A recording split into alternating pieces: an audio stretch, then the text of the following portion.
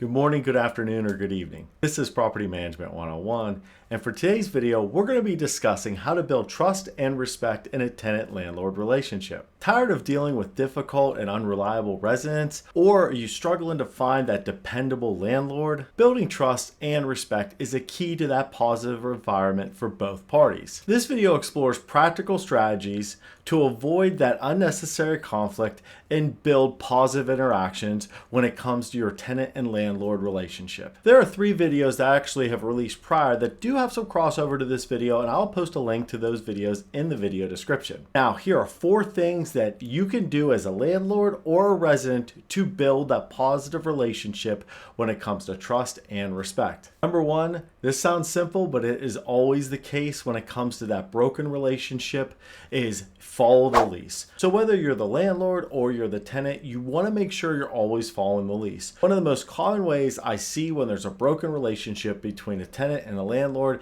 is because one party has not followed their lease. So when this comes to notifications, when it comes to renewals or right of entry clause, or things like that, when it comes to the landlord, these are things that you want to make sure as the landlord you're following the lease for. So for example, if you have a 48-hour right of entry clause, this means as the landlord, if you need to get into that residence unit, you have to give them 48 hours unless there's an emergency like a water leak, fire, etc. You need to make sure you're able to document this and confirm that this has been done for the resident as far as notifying them. For the resident, you need to make sure that you're following the lease as well. This comes to many different things. Most common things that tenants and landlords really run into as far as their interaction, as far as those meeting times, really comes down to a lot of renewals and work orders. So if you're a resident and you're not renewing your lease and you're going to be giving notice, you want to make sure you're giving notice in the appropriate time that's required by your lease. For example, many states and many leases outline a 60-day required notice period. This means if your lease is expiring at this given date,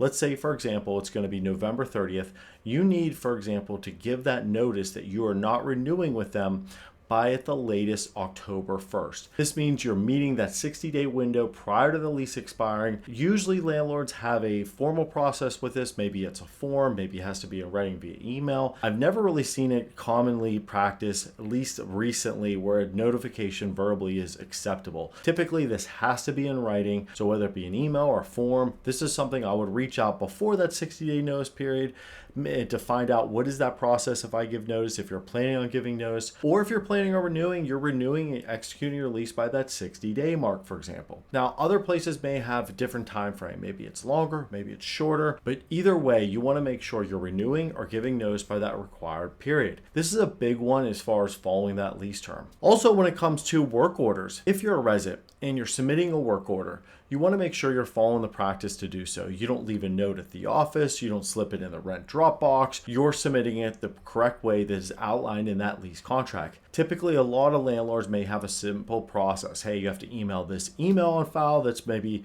work orders at blank blank blank property management group, or you may have to go online to a tenant portal and submit it that way. So whatever process that is, you want to make sure you're following the process that landlord is requiring of you as the tenant that's outlined in your lease contract. Some other things to be aware of. Obviously, renewals and work orders come up a lot, but there's some other things you want to be aware of as the tenant and the landlord. So typically every lease contract has a rules and regulations page. This may outline certain guidelines that the tenant and or landlord is required to follow as part of that lease contract. So you want to make sure as the tenant or landlord you're following this section as well. Another big thing is when it comes to walkthroughs when a resident moves out. So if you have an outline in the lease that's an option for a resident to request a walkthrough, that is something as a landlord and a tenant you want to follow if that's something you have an option to do. So that's something just keep in mind. There's the little examples like this that you want to follow as a tenant landlord to making sure you're following the lease and building that trust and respect. The second way you can build trust and respect in that landlord-tenant relationship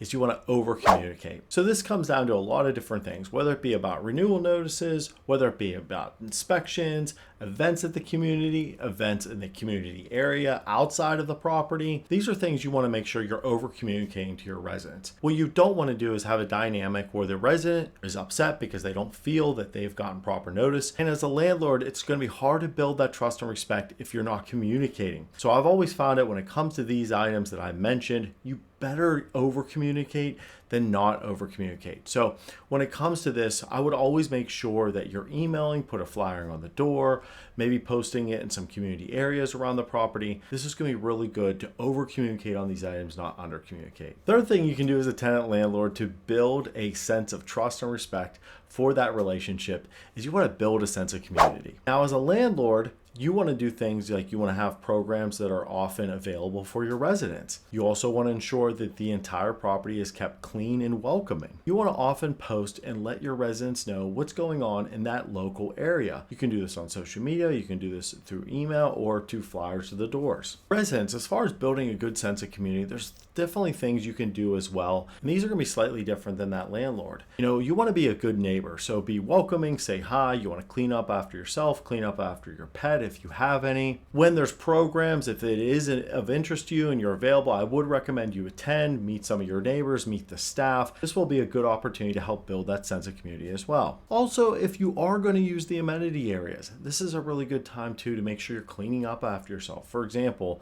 if you're using a gym, make sure you're always using those cleaning wipes if they're provided to wipe down any machines or equipment you used after. And you also always want to give feedback. So when a staff member does a good thing, make sure you're recognizing them, maybe an online review or notifying their supervisor. This is going to be really good to give that feedback as well. And if you do have constructive feedback of things the staff can improve on, make sure you're giving it to the appropriate parties. One thing I've always sensed from a landlord's perspective, that as a landlord, we're always looking to improve, but oftentimes a resident will be going online and posting a negative review before even informing that community manager or before informing that landlord about that opportunity to grow and improve. This is something I would highly recommend. If you're a resident, make sure you're informing the appropriate parties, giving them the opportunity to improve that dynamic. And the last thing that you can do as the tenant and or as the landlord to build that trust in that relationship is have patience. So when it comes to patience, I know sometimes as the tenant or landlord, you may think, hey, why are they not getting back to me about this renewal? What's going on with this work order? But keep in mind, everyone is very, very busy. From a landlord's perspective, for example, one thing that often happens if one AC breaks because of maybe there's a big heat wave going through that particular area, it's probably not the only one. Maybe there's 5, 6, 7, 8, 9, 10 down, and it's really draining on that staff and it's hard to address them all quickly. But from a tenant's perspective, thinking, hey, my AC's out, I notified them an hour ago, what's the deal, right? It's hot, it's miserable. But I think patience is so critical, knowing they may be dealing with the same thing at another residence apartment or unit that was reported even earlier. So just some things and examples like that to consider. But also from a landlord's perspective, if you're trying to get a hold of a resident to follow up on a renewal, think about it from this perspective. They're working, they're busy, they have their own lives. Yes, they may not be getting back to you, but this doesn't mean that they're not recognizing you're trying to contact them and knowing that they need to complete that status if they're renewing or not. So this is something from a